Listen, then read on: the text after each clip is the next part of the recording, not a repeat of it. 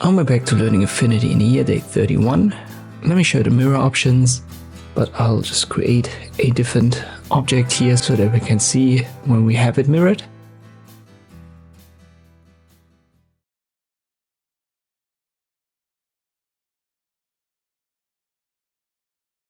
Let me just subtract this here.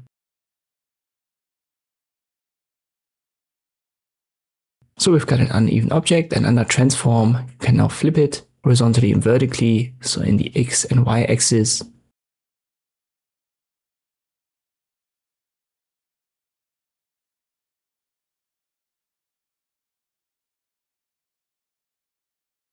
And then also use rotation clockwise and counterclockwise. Obviously, you'll have to have the object selected on the canvas for it to work.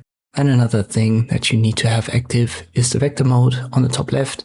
So if we switch, for example, to pixel, this mirror, this transform option will vanish. And this is how I can mirror objects in Affinity. I hope this video was helpful, thank you for watching, and I'll see you next time.